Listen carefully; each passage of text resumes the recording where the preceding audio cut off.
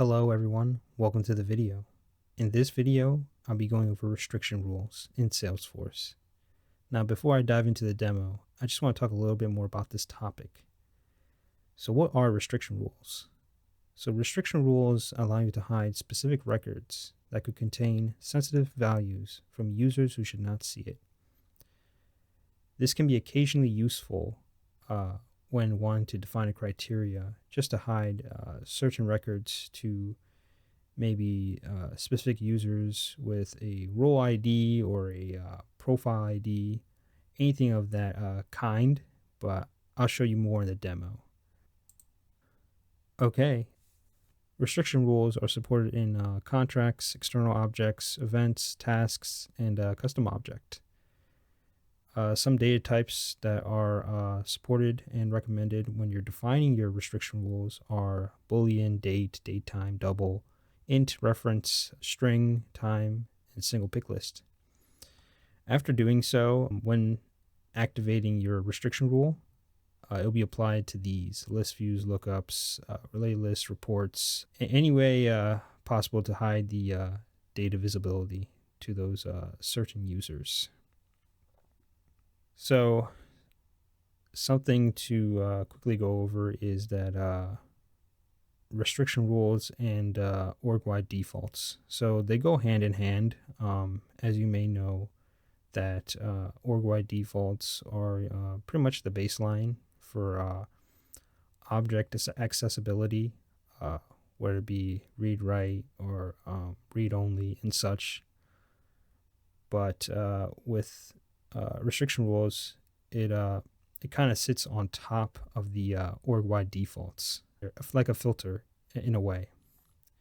As mentioned here in the purpose, enforces additional access restrictions at the record level based on defined criteria. So it's based on what you define, and it's a lot more specific because you have granular control. And with org-wide defaults, it's very much broad. As you can see, as it's mentioned, define the default sharing settings for objects in Salesforce. And it is a broad stroke approach without granular criteria.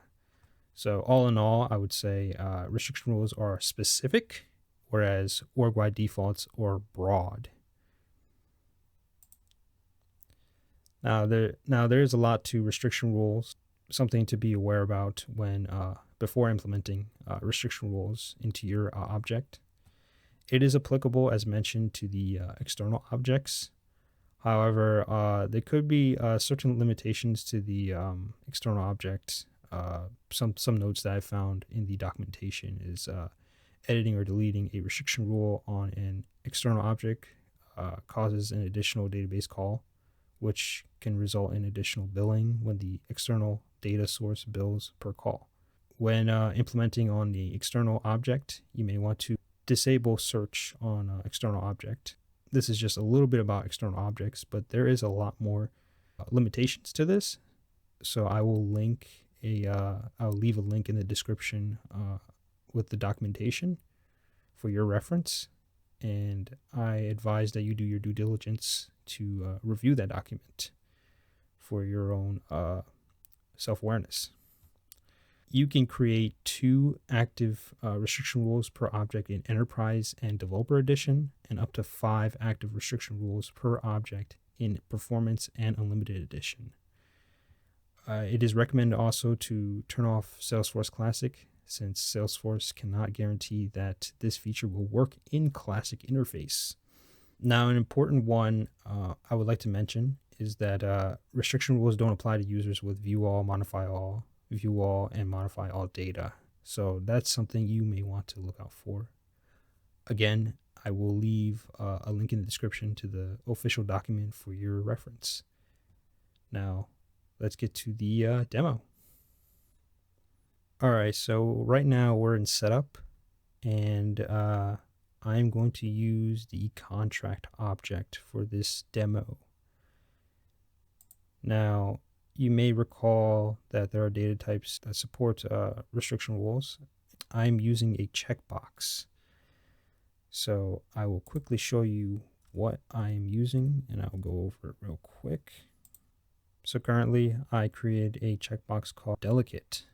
I believe this would be a lot easier to implement using a checkbox rather than any other data type, since there's only two choices, either true or false.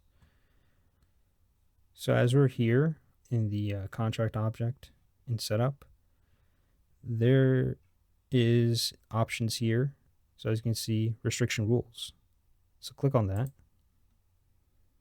Okay, so now here is the restriction rules settings here, giving you a nice little diagram here. So let's click on new rule. Just call it delicate, just for an example. Okay, we're going to use user criteria. For this example, I'm going to use profile ID. I feel like that is much more appropriate. And then I'm going to put the profile ID value in here. Now, if you're wondering what this idea is related to, it's the custom sales profile.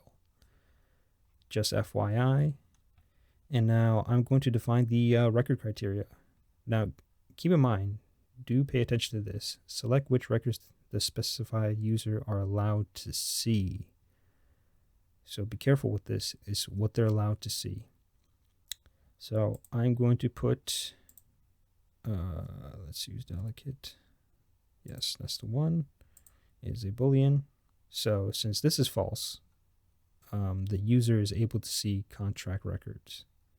But if I check off the delicate box in the layout, in the record, that user, custom sales profile, will not see that record, but you'll see more. So let's activate this. Okay, now it's activated. The user criteria and the record criteria is defined and it is active. Now let's test this. So now in this list view, you can see there are 4 test records here, and here's the checkbox. So I am going to update them. So keep in mind University of Arizona, and let's do United Oil and Gas Corp. Okay, and let's do save.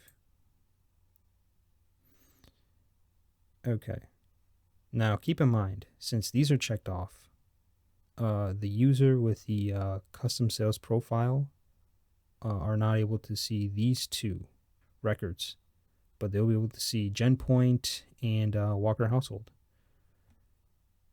So I'm going to show you real quick. I'm logged in as Tom Powers, and this user has the custom sales profile. So let us go to the contracts object.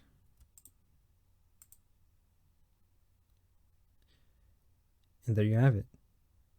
This user is only able to see GenPoint and Walker Household, because based on the criteria, based on what the user can see, is that delicate equals false. But if delicate was true, it's the other way around. The user is not able to see this. I hope you found this video helpful. I will leave more links in the description for your reference. I do highly encourage you to review them to see what could be a limitation for you to implement restriction rules. But if you found this video helpful, please like, share, and subscribe. And until next time, I'll catch you in the next one.